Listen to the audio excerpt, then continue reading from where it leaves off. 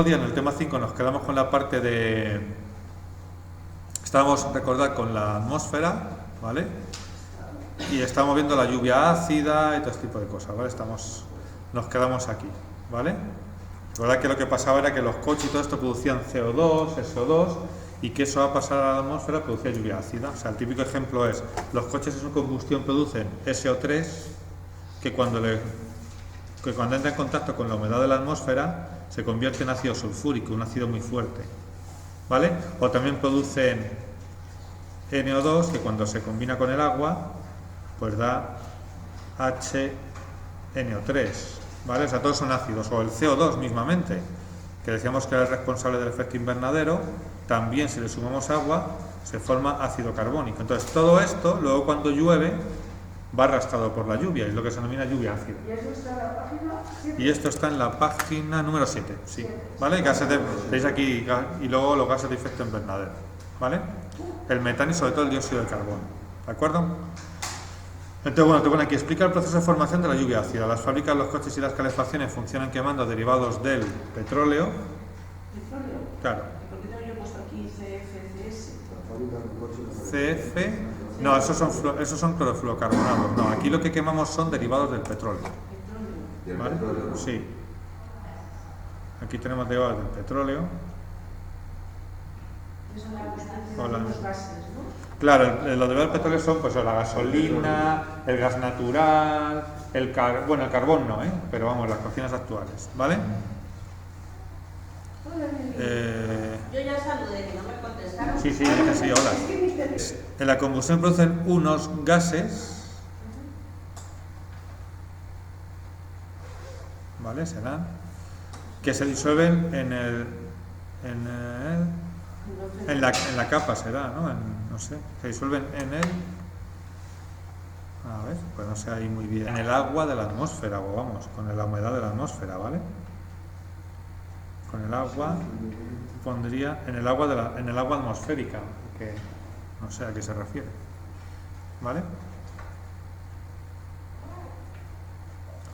Y luego las nubes formadas con esa disolución, en esa concentración, producen la lluvia ácida. Lluvia ácida, ¿vale? O sea, básicamente, las nubes formadas en esa disolución producen la lluvia ácida. O sea, lo que te voy a decir es que el petróleo, al quemarse, genera gases que en combinación con el agua de la atmósfera forma las nubes formadas con esa sustancia, puede ser con esa disolución, producen la lluvia ácida, ¿vale? Explica en qué consiste el efecto invernadero y dibuja un esquema. Bueno, las radiaciones solares se inciden sobre la corteza terrestre. A ver si soy capaz de ponerlo. ¿Dónde está? Espera que me encuentro ahora el lápiz. Vale, sobre la corteza. Eso es, corteza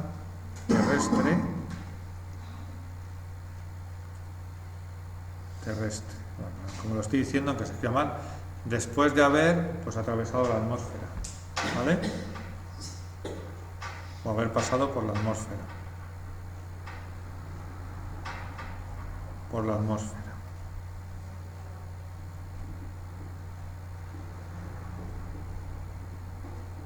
¿Vale? Estas radiaciones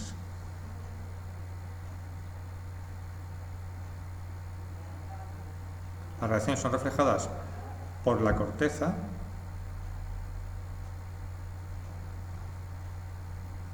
¿vale? Reflejada por la corteza, ¿vale?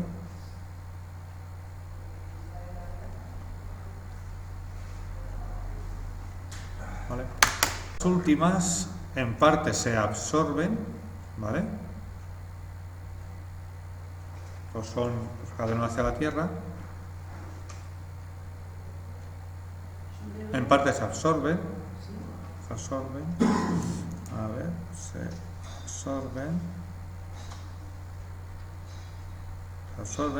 y en parte son de nuevo enviadas sí o reflejadas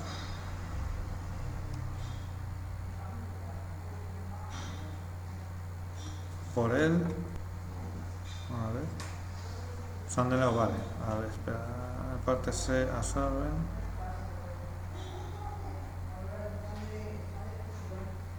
por él. Es que aquí no sé a qué se refiere, ¿verdad? Reflejada por la atmósfera, en vez de poner por la atmósfera. Es que no me gusta cómo está esto. ¿Vale? Absorben y parte de nuevo son reflejadas por la atmósfera. ¿Vale?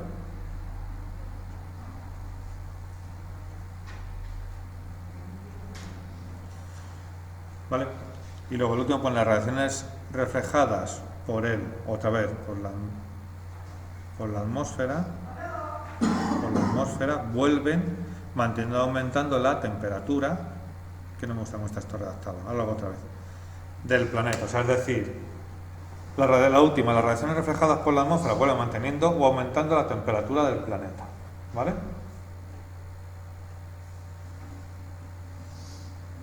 Esa es la historia, que sepáis un poco eso, ¿vale? Está un poco así con lo de él, me gusta cómo está redactado ahí, pero...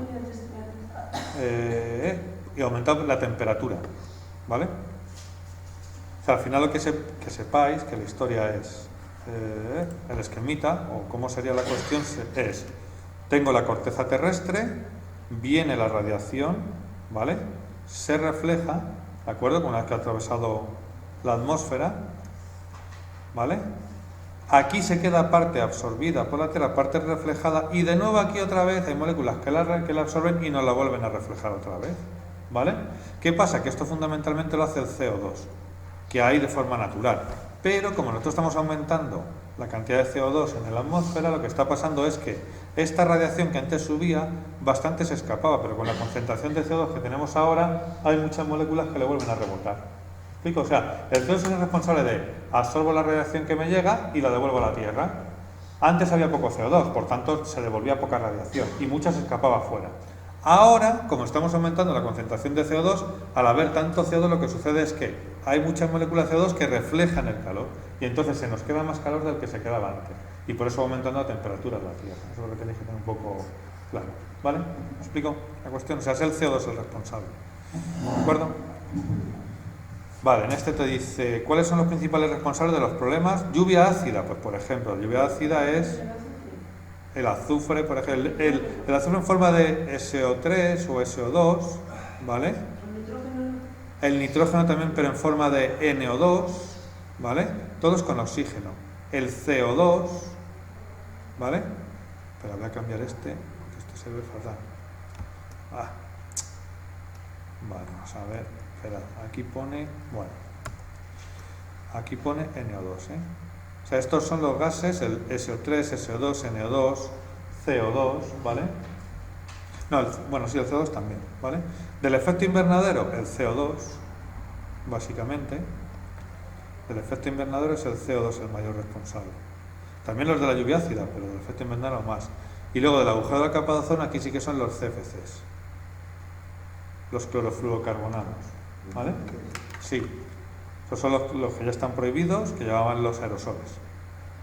¿Vale? ¿De acuerdo? Bueno. Esto en cuanto a la atmósfera. ¿Qué vamos a decir? Eso es. ¿Vale?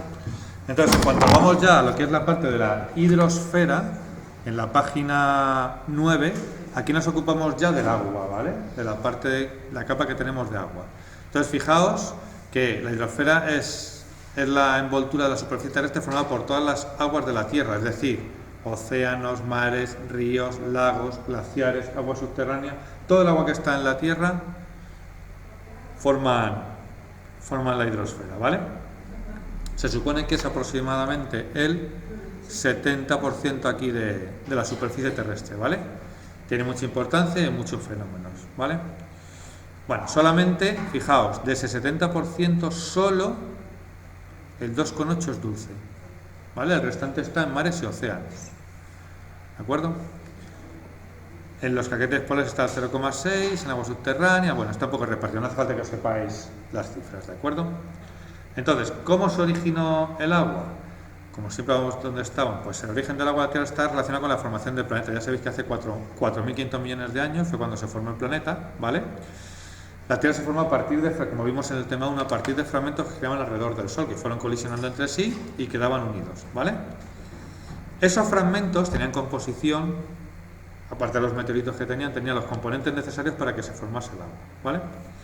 Entonces, conforme transcurría el tiempo, las temperaturas fueron disminuyendo y al enfriarse se produjo la solidificación terrestre, porque antes todo era como fluido, ¿vale?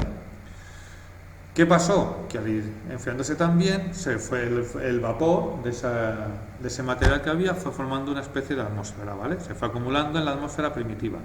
Cuando la temperatura superficial se enfrió lo suficiente, se condensó y formó nubes.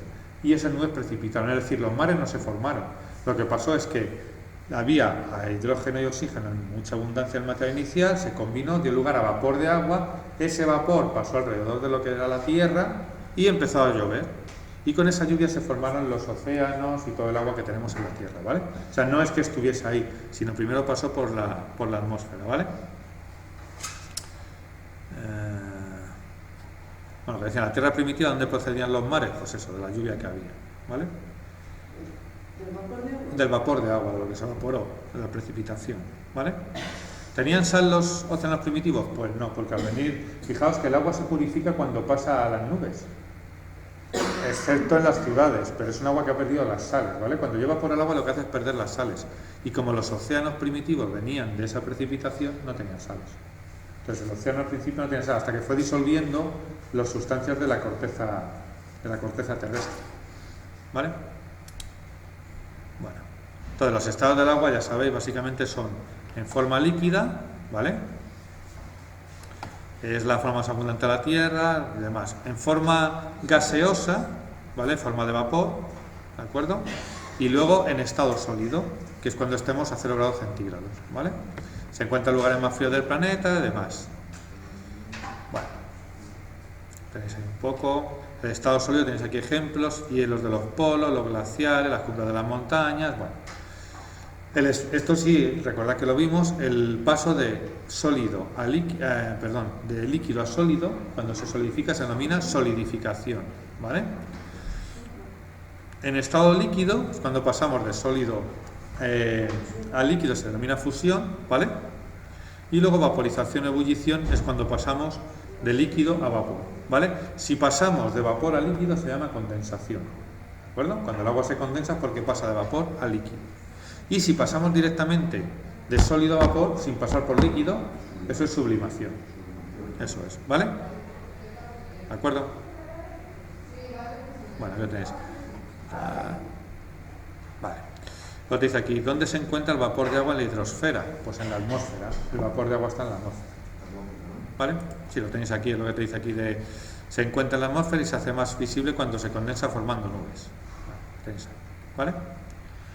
Entonces, importante del agua son las propiedades que tiene, porque ya lo vimos también en su momento, es un líquido que tiene unas propiedades muy particulares suyas, ¿vale? Entonces, está formada por moléculas. Fijaos, la molécula de agua es esto. Es un oxígeno y 2 hidrógenos. Esto es una molécula de agua, ¿vale?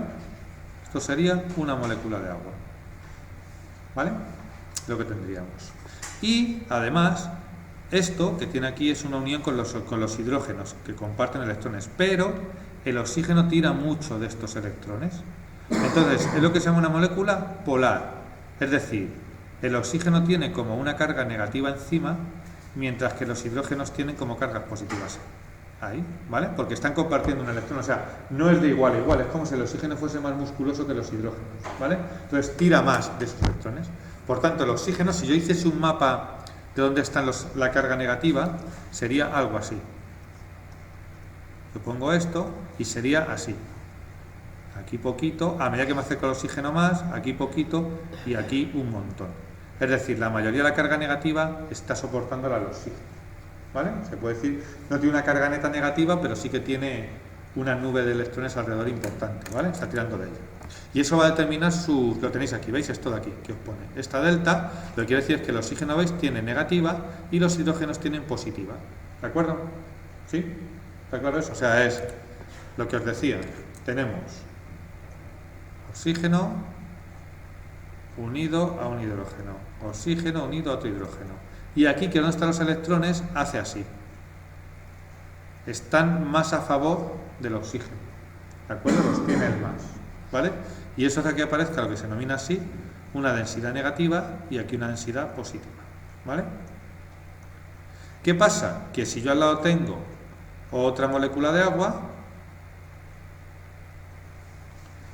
la densidad positiva de los protones va a interactuar con lo de los oxígenos y ahí se va a producir una especie de fuerza, de atracción, ¿vale? ¿Me explico? O sea, es decir, yo tengo la molécula de agua, vamos a ponerlo así, yo tengo la molécula de agua, pero a la vez esta molécula con el oxígeno está interactuando con otra y esta con otra a través de los oxígenos y los hidrógenos y esta con otra y así sucesivamente. Es decir, van interactuando el hidrógeno. Fijaos que estas son moléculas, ¿eh? Una molécula... Ay, perdón. Esperad un momento, quito esto. Quería borrar. Bueno, vamos a poner esto. Fijaos. La molécula, voy a poner otro color. A ver si puedo aquí. Vale, vamos a ver. Una molécula sería esto. Un oxígeno, dos hidrógenos. Un oxígeno, dos hidrógenos. Un oxígeno, dos hidrógenos. Un oxígeno, dos hidrógenos. Todas esas son moléculas, ¿vale? Partes individuales. Y entre ellas, aquí en medio, se está produciendo una interacción, ¿vale? Que las mantiene unidas. No tan fuerte como esta, pero bastante fuerte. ¿Vale? ¿Me explico? Esto es lo que se denomina, esto de aquí lo que se denomina enlace de hidrógeno. Es una interacción que se produce entre las moléculas de agua, perdón, ¿vale? Y que hace que estén más fuertes. Y eso es lo que le va a dar todas sus propiedades, que es lo que tenéis aquí. ¿Lo veis aquí? Aquí lo llaman puentes, pero el puente no está bien dicho. Son enlaces de hidrógeno, ¿vale? Eso es lo que le da la estructura. ¿De acuerdo? ¿Qué hace esa estructura? Pues claro, primero, le permite ser un buen termorregulador. Es decir, es capaz de absorber mucho calor sin aumentar su temperatura. Mucho, ¿estamos de acuerdo? O sea, es decir, el agua es un líquido que es capaz de absorber calor sin aumentar mucho su temperatura. Otro líquido a lo mejor, si está a 25 grados y absorbe calor, se pasa, yo que sé, a 70 grados. El agua a lo mejor pasa de 25 a 40 y ha absorbido la misma cantidad de calor. Entonces, absorbe muy bien el calor. ¿De acuerdo? De hecho, cuando nosotros en la playa nos metemos en el agua, lo que hacemos es desprender de nuestro cuerpo calor. ¿Vale? Y fijaos, a lo mejor estás a 40 grados y la piscina no está a 40 grados. La piscina a lo mejor está a 25, 30. ¿De acuerdo? Hay un margen siempre de 10, 15 grados con el exterior. ¿Por qué? Porque el agua es capaz de soportar ese calor, ¿vale? Sin elevar su temperatura. Mucho, ¿de acuerdo? O sea, se le da muy bien coger el calor, ¿vale? Bueno, que atenúa la variación de temperatura, por eso en las zonas con mar, salvo por la humedad ambiental, los cambios de temperatura no suelen ser tan bruscos entre el día y la noche, ¿vale? Pues en el clima terrestre las aguas cálidas atenúan los climas fríos, lo que tenéis ahí, por ello las costas las temperaturas son más suaves que en las zonas de interior, ¿vale? En los seres vivos el agua de la sangre distribuye el calor desde los músculos a partes más frías del cuerpo. Es decir, los elefantes, por ejemplo, sus orejas son tan grandes porque al moverlas están llenas de capilares que lo que hacen es que el agua que va en la sangre pierda calor, transmite el calor, ¿vale? Por tanto, primera característica, termorreguladora, porque es capaz de absorber mucho calor sin aumentar mucho su temperatura, ¿vale? ¿De acuerdo? La segunda importante, disuelve muchas moléculas, ¿vale? Es el disolvente universal, se le llama. Es decir, como tiene separación de cargas, puede interactuar con los iones. Entonces yo cojo una sal y soy capaz de disolverla en agua, ¿de acuerdo? ¿Vale? Fico, es decir, es muy buena disolvente. Por eso la consecuencia es que el agua cuando pasa por los ríos en el mar tal, lleva la sal. De hecho, la sal del mar viene de todos los ríos que van desembocando allí. Lo que pasa allí se acumula, ¿vale? El agua de mar es la disolución de diversas sales con la presencia de iones de cloro, sodio, calcio y magnesio, ¿vale? ¿De acuerdo? Cuando se evapora, no. Cuando el agua se evapora, deja las sales precipitadas y ella pasa a vapor, ¿de acuerdo? Entonces, si yo quiero beber agua que no tenga sales, lo que se hace es evaporarla y luego volverla a condensar, ¿vale? ¿De acuerdo? Eso es lo típico. En las células el agua es el medio donde se producen todas las reacciones metabólicas, es fundamental, y es el medio donde se transportan las sustancias, ¿vale? Eso es así. De hecho, decía lo de termorreguladora, fijaos, cuando uno está haciendo deporte y no se hidrata bien, la posibilidad de sufrir lesiones aumenta muchísimo, porque como los músculos se están calentando y no tienen líquido que los refrigere, que es el agua, te puedes lesionar con más facilidad, ¿vale? Y luego esta es fundamental, muy importante, importantísima, la densidad. Recordad que lo vimos y ¿qué es lo que sucede? Que el agua es de los pocos que, al bajar la temperatura y congelarse, ¿qué es lo que hace? Disminuye su densidad. ¿Vale? Es decir, normalmente los líquidos cuando se enfrían aumentan su densidad, se van juntando más, el agua no. Y eso le permite flotar en el agua. O sea, en un río o en un lago, cuando se congela la superficie, si esa placa de hielo fuese más densa que el líquido, si fuese al fondo, ahí no habría vida. Claro, pero como aquí se queda en la superficie, es un buen aislante del frío. Entonces, todos los peces que están por debajo pueden sobrevivir gracias a que esta capa les aísla del frío brutal. El agua está fría, pero si fuera a lo mejor estamos a menos 15 grados, a lo mejor aquí se está a 0 grados. Cosa que si quitase esta capa de hielo, el agua estaría aquí menos 15 grados, que se moriría. ¿De acuerdo? Entonces también es un muy buen, su densidad disminuye al congelarse y es un muy buen aislante por ese motivo, ¿vale? Aquí lo tenéis. El hielo sirve de aislante térmico, impidiendo que las aguas sean extremadamente frías. ¿De acuerdo? Es lo que sucede. ¿Vale? ¿Está claro? Dice, ¿cómo se volvieron salados los mares y los océanos? Pues debido a los ríos que arrastraban todas las sales que iban disolviendo. O sea, el agua disuelve las sales y van llegando al mar y se van acumulando allí. ¿Vale? Los ríos van disolviendo las sales de las montañas y demás, y cuando desembocan en el mar le da las sales. ¿Y por qué el río no es tan salado? Porque en el mar se acumulan. Allí no van a ningún lado, se van acumulando. Las sales de las montañas y demás, y cuando desembocan los ríos en los océanos y mares, lo que hacen es que allí se van acumulando las sales que traen disueltas. Y entonces la salinidad del mar va aumentando. ¿Vale? Bueno, hay que leerlo poco a poco. Sí, esto hay que verlo un poquillo. De todas formas, muchas cosas estas las vimos. Yo no sé si fue en la evaluación anterior o aquí en el primer tema, ya no me acuerdo. En la evaluación anterior, sí. ¿Vale? Entonces ya sabéis, densidad disminuye al congelarse, que es una peculiaridad, eso hace que flote el hielo y aísla el fondo. ¿Qué tiene también? Pues fijaos, el agua es una mala conductora de la electricidad, pero como tiene iones disueltos, ¿vale? Al tener iones disueltos, esos iones hacen que conduzca la electricidad. O sea, el agua como tal, lo que sería el agua destilada, no conduce la electricidad, porque le han quitado todas las sales.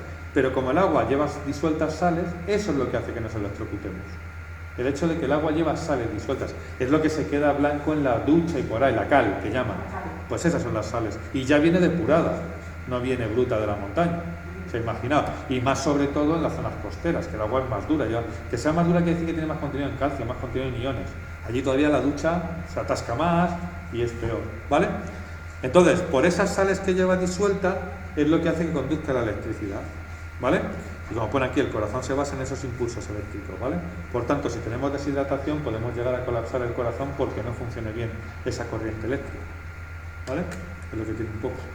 Pero bueno, que sepáis que la conductividad eléctrica es debida a eso, a la concentración de sales que tiene, ¿vale? No solo por el agua, sino por las sales que tiene disueltas, ¿vale? Y luego, debido a los enlaces de hidrógeno que hemos visto antes, también tiene dos propiedades, que es la cohesión y la adhesión. La cohesión es lo que hace que el agua se comporte, por ejemplo, ante un avión como un muro. Cuando un avión se estrella en un mar, es que se estrella contra un muro de hormigón, porque al chocar, como el agua están las moléculas conectadas y es flexible, esa energía se disipa y el agua no se deforma. O lo que nos pasa a nosotros, los tripazos que te metes. O te metes muy hidrodinámicamente, muy bien, o hay gente que se ha reventado hasta el hígado, porque es un muro.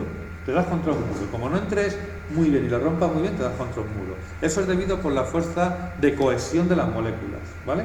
¿Y la adhesión en qué se basa? Pues la adhesión es como el agua trepa por capilares estrechos. Es decir, si yo pongo un tubito muy estrecho y lo pongo en un recipiente con agua, muy estrecho, el agua tiende a subir por sí misma, porque se va pegando a las paredes, ¿de acuerdo? Y asciende, ¿de acuerdo? Es un poco lo que te pone ahí, ¿vale?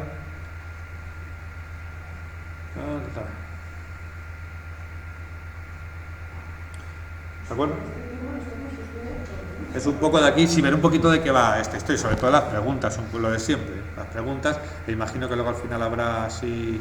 Sí, luego al final tenemos ahí, bueno, pues un poquito esa historia. ¿vale? Haremos de otra forma quitando cosas de aquí. Vale, entonces, aquí fijaos, ya os digo.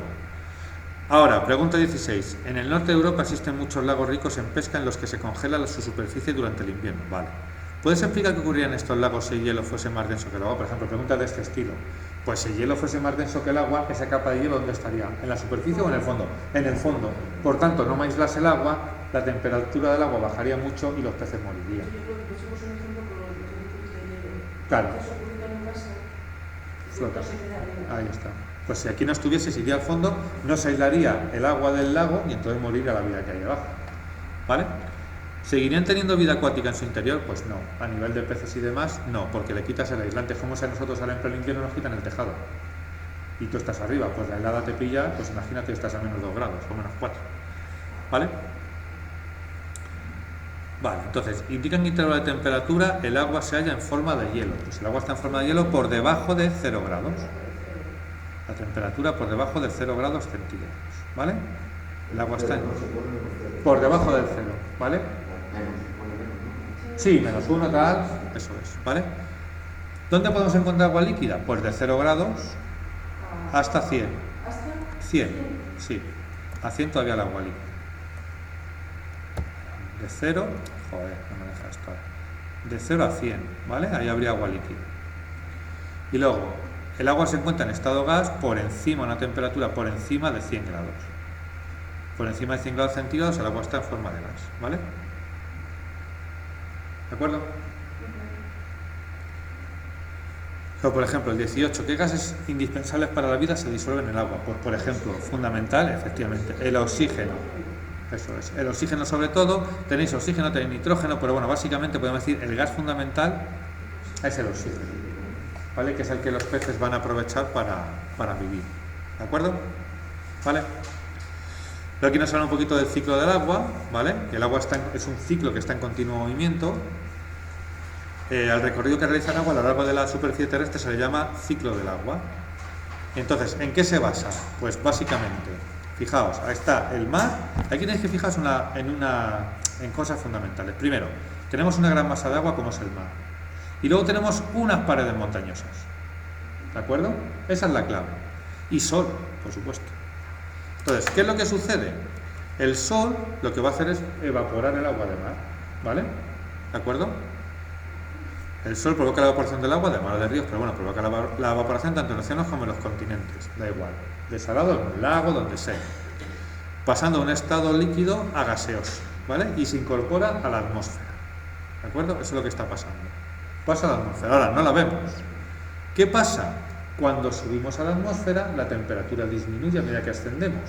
¿De acuerdo? Entonces, al subir a la atmósfera, ¿qué es lo que pasa? Que se condensa, como se condensa en el cristal de nuestra casa. Se condensa formando las nubes. ¿De acuerdo? ¿Qué es la nube? Acumulación de agua. Punto. ¿Por qué? Por la menor temperatura. Ahora, esas nubes las arrastra el viento. ¿De acuerdo? Y con el frío continental provoca la precipitación, es decir, las arrastra el viento y normalmente si estás en las zonas montañosas chocan con las montañas y con ese frío se produce la precipitación, ¿vale? Que es lo que tenemos aquí. Precipitación del agua en forma de lluvia, nieve o hielo. Ahí ya dependiendo si es lluvia, si es nieve o si es granizo, ¿vale? Depende de la temperatura a la que se produzca, ¿vale? ¿De acuerdo? ¿Qué va a pasar luego? Que ese agua que ha precipitado se va a infiltrar, llueve y se va a infiltrar, ¿vale? Se infiltra en el suelo pasando a formar parte de las aguas subterráneas. Y estas aguas subterráneas o los ríos vuelven de nuevo otra vez el agua al mar o los océanos, ¿vale? ¿De acuerdo?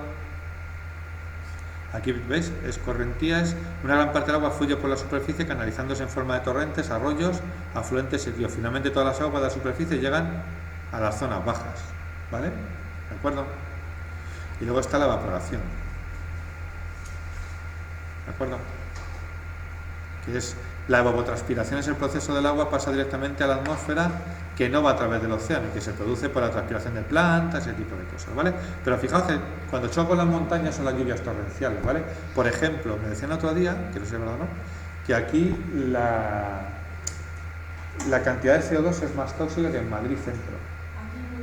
Aquí en Collado Villalba. porque es un valle donde solo cuando sopla el viento, que sopla hacia el norte, arrastra toda la contaminación de Madrid. ¿Y aquí qué pasa? Que tenemos unas montañas de la leche que no dejan pasar y se acumula aquí. Entonces con el agua pasa igual. Collado Villalba esta zona. Claro, ahí si está más alto, allí se vendrán para acá, ¿vale? Pero pasa eso, curiosamente. Aquí lo tenéis un poco más esquematizado, ¿vale? ¿Veis? Claro, es el ciclo de se evapora, pasa las nubes, choca, ta. Bueno, es un poco lo que podéis saber, ¿vale? ¿De acuerdo? Bueno, ponen los siguientes procesos implicados en el ciclo del agua. Movimiento del agua por la superficie terrestre, lo que hemos visto que se llama aquí escorrentia, ¿vale? El movimiento estelar. Movimiento del agua por la superficie terrestre, lo hemos visto aquí, es la escorrienta, ¿vale? ¿De acuerdo? Escorrienta, está aquí. Sí, ¿eso qué es? Pues el movimiento del agua por superficie terrestre, ¿vale? Luego tenemos conversión del vapor de agua en agua líquida, condensación. Hostias. Ya por... ¿Vale? ¿De acuerdo? Penetración del agua en el interior del suelo, también lo hemos visto aquí. Infiltración, ¿vale? De la infiltración, muy bien. Transformación del agua líquida en vapor. Vaporización, ¿vale? Fijaos que es líquida, no es sólida, ¿eh? Caída del agua de las nubes a la superficie, pues la lluvia. ¿Eso es? ¿La lluvia? Sí, de la lluvia lo que hace que se condense. Y luego, eliminación del vapor de agua en animales y vegetales. Evapotranspiración. Esto. Evapotranspiración. Transpiración. ¿Vale? Claro, y transpirar es evapotranspiración. Es la evaporación producida por la transpiración. Evapotranspiración. ¿Vale? Lo tenéis aquí en el... Esta de aquí, nada. Tampoco vamos a entrar en tanto detalle. ¿Vale?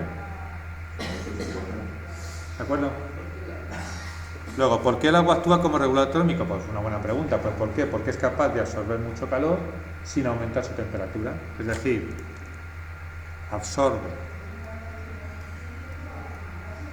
absorbe mucho calor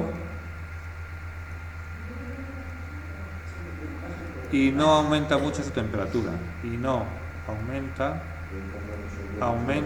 la temperatura. ¿Vale? Entonces es ideal por eso. ¿De acuerdo? Aumenta mucho sin aumentar su temperatura. O sea, absorbe mucho calor sin aumentar mucho su temperatura.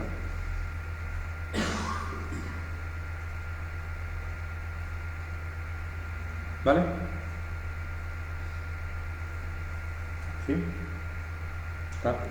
Luego dice el 21. En los continentes se distinguen las zonas de interior alejadas de la costa y las regiones costeras. Por ejemplo, Madrid y Valencia, con un clima influenciado por la presencia del mar. ¿En qué zonas varía más la temperatura a lo largo del año? En el interior, sí. ¿Por qué? Las zonas costeras, el mar, claro, el mar actúa como regulador. ¿Vale? El mar es el que hace que... Claro, es más cálida y todo el año es más o menos igual. No es como aquí que de repente te encuentras en invierno a menos 4 grados y en agosto estás a 40. Claro. Allí, a lo mejor en agosto estás a 35, pero es que en invierno estás a 20. Allí, o sea, menos 4 grados, hablo de la zona baja, porque claro, luego dicen, ha nevado en Castellón. Hombre, nos ha jodido, es que en Castellón hay montañas como aquí, y en una montaña nieva, pero que para que nieve a nivel de playa, que a veces sucede, se queda una circunstancia muy rara. Claro, por ejemplo, acá hay un torrente, pero claro, eso es porque se va acumulando ahí, y aparte luego el clima es un equilibrio muy delicado y muy complejo. Es que es un equilibrio muy complejo que depende de muchas cosas, en cuanto mueves una, las demás se descabalan. Sí, sí. O sea, en el interior es más porque el agua del mar regula la temperatura, ¿vale? Hace que sea más estable, ¿vale?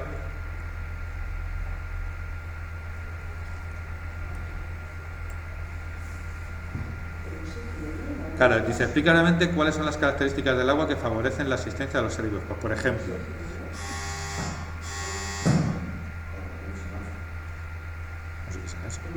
que aquí lo que os decía, por ejemplo, efectivamente, la capacidad que tiene de disolvente, entre ella la del oxígeno, que es muy importante para la vida, ¿vale?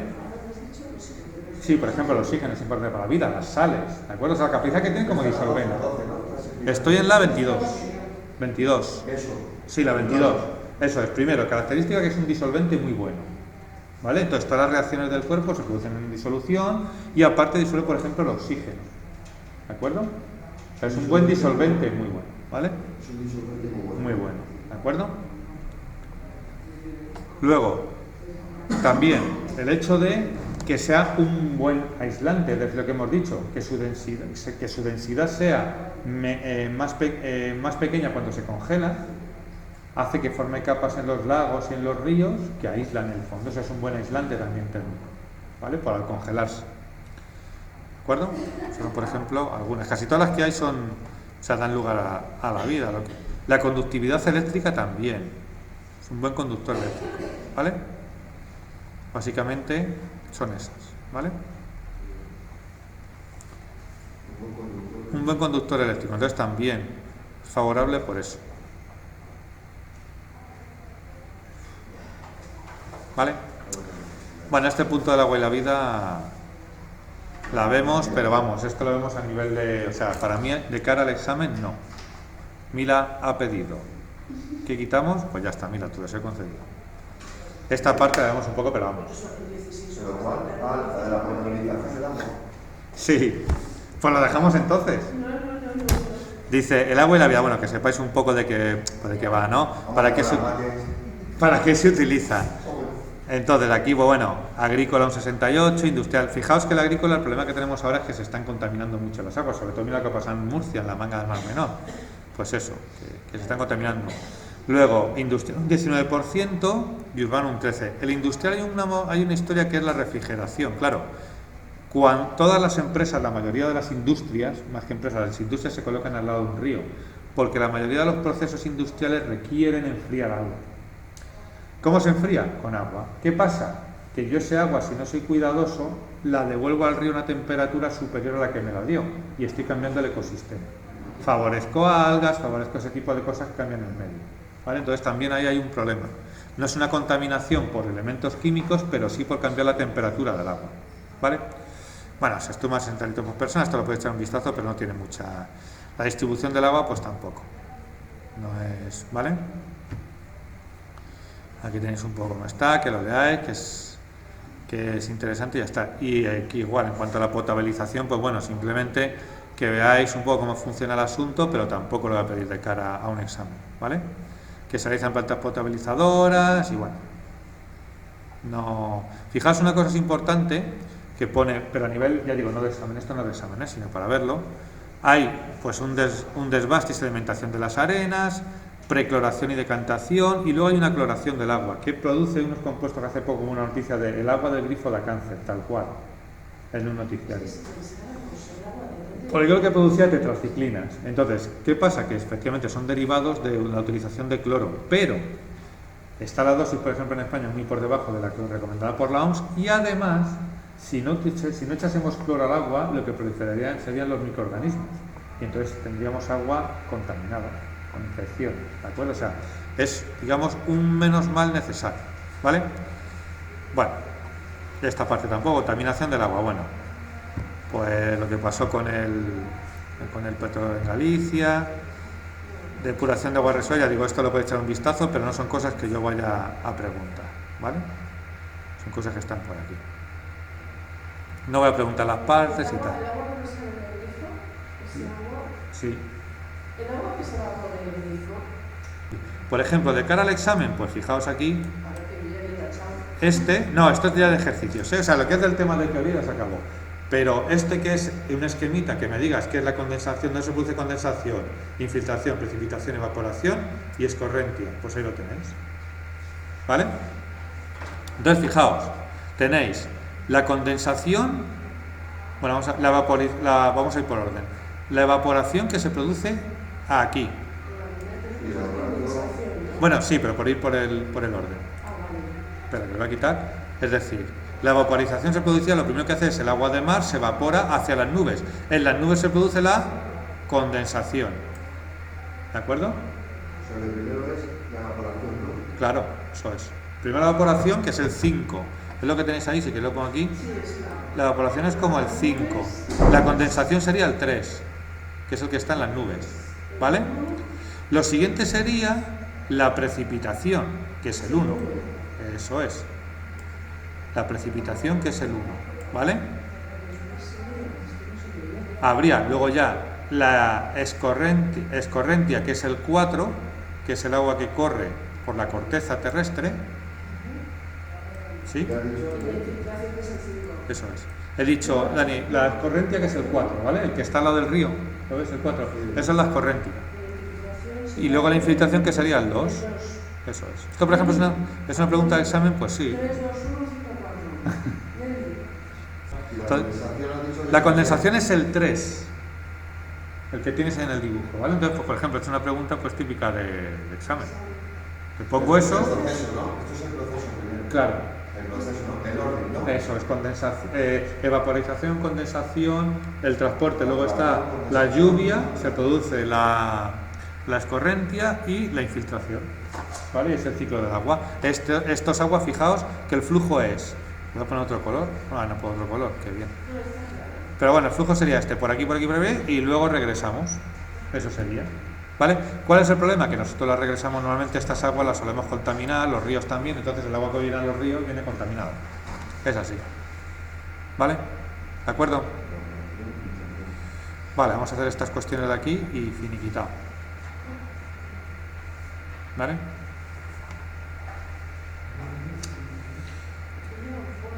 Entonces dice, ¿sabes por qué llevan fuego los globos aerostáticos? Entonces aquí de lo que se trata es, un globo aerostático lo que va a producirse es, el aire caliente es menos denso que el frío y entonces tiende a subir.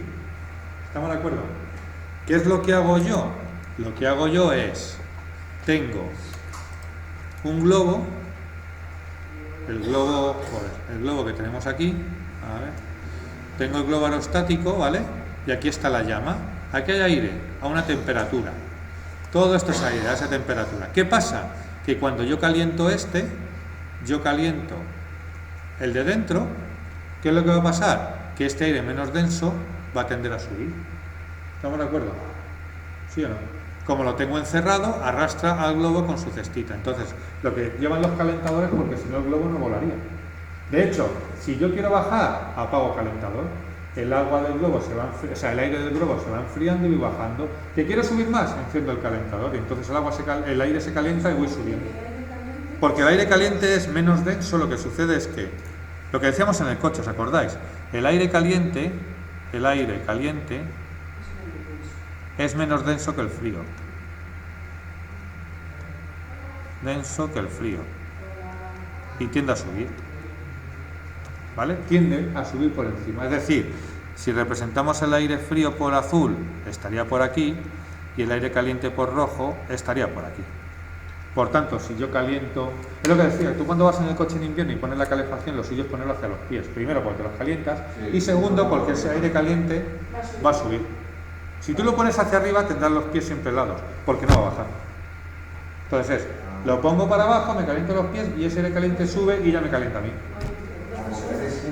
El aire caliente siempre sube, sí. Y el cuerpo, sí, pero aparte es que se produce eso. De hecho, por ejemplo, si compráis, hay lámparas estas con ventiladores que tienen dos posiciones. Una, la de verano, que lo que hace es chupar el aire hacia arriba, mueve el aire hacia arriba, entonces lo que tenéis. Y otra, la de invierno, que lo que hace es, como tu calefacción se enciende, todo el aire caliente se va al techo. Pues eso lo que va a hacer es devolvértelo para abajo. ¿Vale? Entonces, por eso los globos aerostáticos llevan un fuego para calentar el aire que suba. Si no, no subiría. ¿De acuerdo? Luego, ¿es la atmósfera igual en toda su extensión? No. Ya sabéis que tenemos aquí, en la parte principio del tema, vemos aquí las partes de la atmósfera con sus diferentes composiciones. Aquí lo tenéis, ¿vale? Las diferentes cosas que pasaban, había diferentes moléculas, entonces cada una tiene una composición, ¿vale? La atmósfera no es una, aquí lo tenéis. Mesosfera, exosfera, cambiaba la temperatura, cambiaba todo eso, ¿vale? Entonces no es... Sí, no es lo mismo, claro. No es, y cambia a nivel de composición, incluso de temperaturas, ¿vale? ¿De acuerdo? ¿Vale? Luego pone, ¿por qué los escaladores de montaña tan altas como el Everest alcanzan su cima con mascarillas? Pues porque dijimos que a medida que ascendíamos, ¿vale?, había menos oxígeno. ¿De acuerdo? Hay menos aire, la densidad era menor, porque está todo abajo, y entonces a medida que subimos hay menos oxígeno. Por tanto, hay que hacerlo con mascarillas. ¿Vale? ¿Sí? Bueno, la 5, de cara al examen pasando, esa no me interesa, ¿vale? No tiene que ver con esto, no me interesa. Bueno, pues lo que hace es, la presión que tiene dentro es menor que la de fuera. Claro, sí, la que pegas, cuando tú lo pegas ahí, no es un pegamento, lo que estás haciendo es por diferencia de presiones. ¿Qué es lo que haces? Al empujar, tú lo que estás haciendo es, todo el aire que está entre la ventosa y lo que empujes se está saliendo fuera. Y entonces has disminuido la presión. ¿De acuerdo? Si tú pones la ventosa apoyada sin empujar en un cristal, se cae. Porque el aire dentro de la ventosa, si fuera, es el mismo. Pero si yo empujo la ventosa, estoy expulsando su aire. Y al expulsar su aire, se cae. O sea, perdón, no se cae. ¿De acuerdo? ¿Sí? ¿Está claro eso? O sea, es decir, al empujar la ventosa, expulso el aire que tiene dentro, por tanto, la presión dentro de la ventosa disminuye y la presión de fuera es la que hace que se pegue. O sea, es decir, sería un efecto como, si yo lo represento gráficamente, tengo aquí la pared, imaginaos que esto es una ventosa muy cutre, si la pongo así se cae. Pero, si yo la presiono, expulso todo el aire, con lo cual aquí dentro la presión baja. Y la presión de fuera del aire, que es más grande, lo pega contra el cristal. Fijaos, imaginaos, ¿qué pasaría si yo cojo y disminuyo la presión de fuera sacando el aire? Sí, si yo de repente tengo la ventosa en el cristal, ¿vale? Y yo saco de esa habitación todo el aire. Es decir, la presión fuera va disminuyendo. Se cae porque hace ¡pam!, se hincha y se cae. Eso es, muy bien. Se caería. ¿De acuerdo?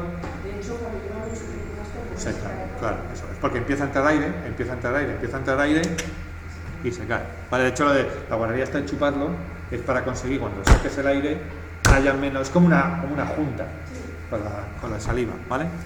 ¿Por qué en una cocina el fuego no penetra en las tuberías de gas y arde? Ahí arde todo.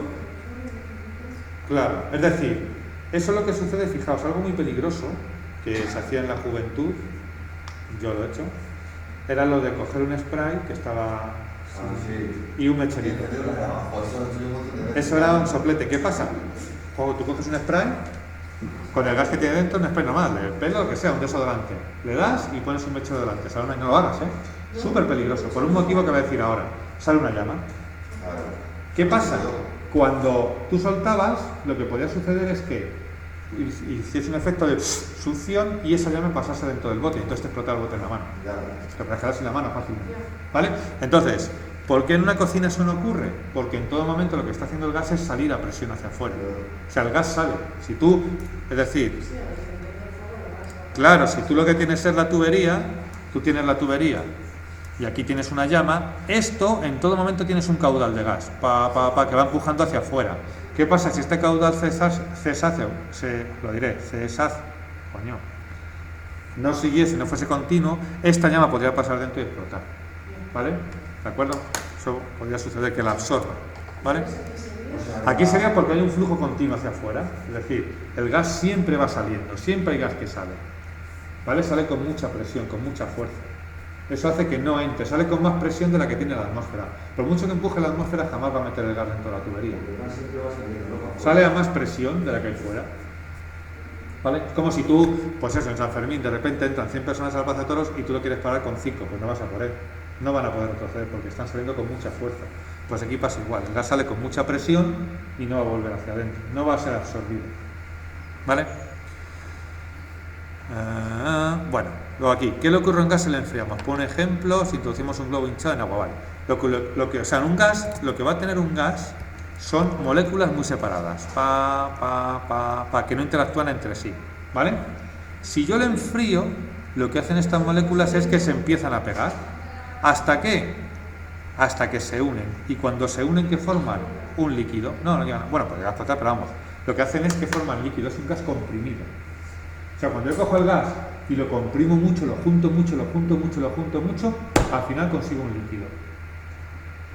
¿Vale? ¿Me explico? Es lo que pasa, hombre, lo veis, los mecheros dentro no llevan gas, tal cual. Tú o sea, los antiguos estos que se sabían a través, se sabía la carga que llevaban, era un líquido, tú lo movías y era un líquido. ¿Por qué? Porque era un gas que dentro estaba, y de hecho explotaba, si te das cuenta del cachondeo, es que también otra cosa tonta que hacíamos, de tal, te iba a contar el suelo, ¡pum! Y pegaba un petardo. ¿Por qué? Porque dentro están a mucha presión. Hombre, es que mira, nos aburríamos mucho. Un mechero, cuando yo me acuerdo, mi padre me mandaba, vete a recargar, ahora ya no. Cuando éramos más, no éramos tan ecologistas, pero había menos dinero. Claro, lo meten ahí por el gas. Claro, pues es lo que estabas haciendo, es meterle el gas a presión. ¿Qué pasaba? Cuando ese gas lo metías dentro del mechero que estaba a mucha presión, se convertía en líquido. Entonces, un gas a mucha presión se convierte en líquido, es lo que le sucede. Entonces, ¿qué le ocurre a un gas cuando lo enfriamos? Que se convierte en un líquido, las moléculas se pegan más y se convierte en un líquido, ¿vale? Es justo lo que le sucede a un globo hinchado. Un globo hinchado, en invierno o metido en un líquido frío, lo que hace es encogerse. ¿Por qué? Porque el gas se va enfriando y las moléculas cada vez se acercan más. Mientras que un gas en verano en el patio, ¿qué es lo que hace? Incluso explotar. Se infla porque tiene más energía, se calienta. Cuando un gas se calienta, se dilata, se expande. Cuando un gas se enfría, se contrae. El calor es como la gasolina de los gases. ¿Vale? Bueno. ¿Qué ocurrirá si en lugar de enfriar lo comprimes? Pues lo mismo, si lo comprimimos se convierte en líquido, ¿vale? Lo que se me haga es comprimir, ¿vale? Bueno, ¿para qué te van aquí? ¿Por qué cubrimos los alimentos con plástico o con un papel de aluminio? Bueno, hay varios motivos. Un motivo físico, que es que no se contamine por sustancias de alrededor o por gérmenes, pero luego también hay un motivo muy importante, que es el aislarlo del oxígeno. El oxígeno lo que hace es, muchas bacterias trabajan con oxígeno y pudren los alimentos. Entonces, si yo lo pego un film, y sobre todo si lo pego a piel, que llaman los cocineros, que es en contacto, por ejemplo, tú haces una bechamel y lo pegas en contacto con la superficie de esa bechamel, lo que estoy es quitando el aire. O, por ejemplo, la conservación al vacío de los embutidos, que te lo venden al vacío. ¿Qué es lo que hemos hecho? Al sacarle el oxígeno, hacemos que las bacterias que hay, que las hay, no se reproduzcan tanto porque no tienen oxígeno. Es lo que conseguimos. Claro, porque bueno, claro, es que esa es la historia. Claro. Al final, además todo tiene bacterias. La única historia es que la concentración te haga daño. O sea, es así. ¿Vale? Entonces, ¿por qué lo cubrimos? Pues para aislarlo del oxígeno y evitar la proliferación de bacterias.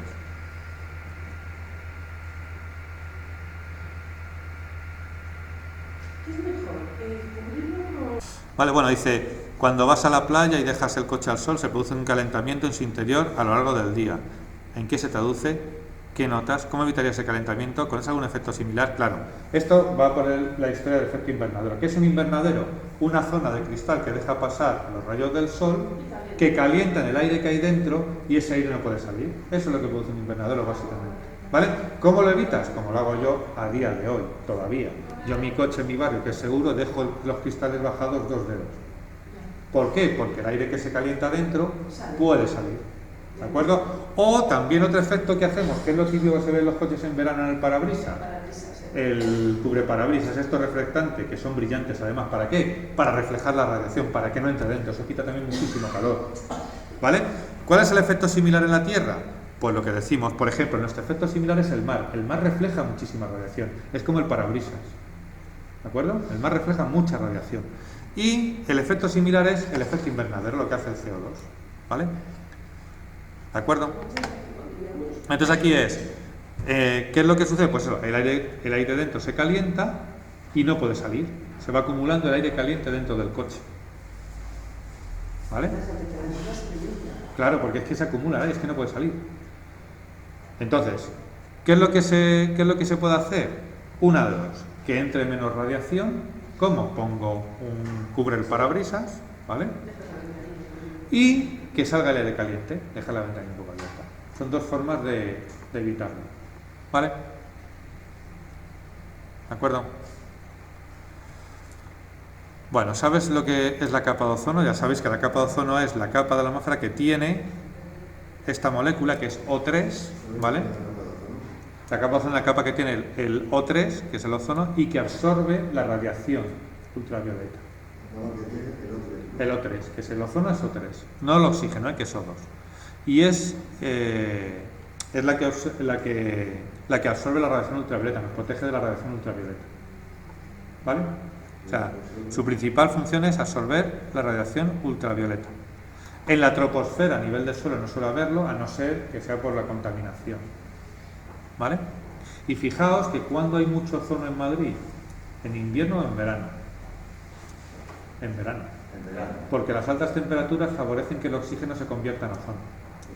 ¿Vale? Entonces en verano hay más episodios de alta concentración de ozono. Bueno, ¿qué significa la palabra hidrosfera? Bueno, pues hidrosfera significa agua, hidro significa agua, ¿vale? Y se refiere a todas las capas de agua que hay en la Tierra, o sea, todo el agua que contenemos en la Tierra, ¿vale? Tanto en mares, lagos, subterráneas, océanos, todo eso, ¿vale? Es el agua que está en la corteza, ¿vale? Todo el agua que está en la Tierra, sí, ¿vale? ¿Cómo está distribuida? Esto ya hemos dicho que no voy a pedir porcentajes ni nada de ese estilo, ¿vale? ¿En qué estado de la materia se presenta? Pues sólido, líquido y gaseoso, ¿vale? ¿De acuerdo? Diferencia entre agua dulce y agua salada, pues es que el agua salada tiene mayor concentración de sales. El agua dulce tiene algo, pero poca. Entonces el agua salada tiene más concentración de sales, ¿de acuerdo? Mayor concentración de sales. ¿Y por qué es salada el agua de los mares? Porque ahí llega todo el agua dulce con las sales y se va acumulando allí, ¿vale? O sea, todos los ríos, todas las aguas subterráneas desembocan en el mar y todas las sales que llevan, que están muy diluidas, al final, como todo va al mar y del mar no va a ningún lado, ahí se queda. Y además hemos dicho que el mar se evapora y ya hemos dicho que la evaporación provoca la acumulación de sales. Entonces, ¿por qué el agua de los mares es salada? Porque allí desemboca todo el agua dulce que lleva sales disueltas y se van acumulando. Todas las sales que lleva el agua dulce se acumulan en el mar, ¿vale? Por eso tiene mayor concentración de sales. Claro. Y cuanto más agua dulce llegue y menos... Pero el agua del río no lleva nada de sal. Sí. Todas las aguas llevan sal, sí. Sí. De hecho es de donde viene. Lo que pasa es que en el río, o sea, la historia es que va más disuelta. Y cuando llega al mar viene un río, otro río. Entonces los ríos que van disueltas de repente confluyen 10 ríos y donde confluyen se concentran. Porque todo, esto es, yo echo un grano, tú otro, al final todos echamos un grano, forma la arena. ¿Vale? ¿De acuerdo?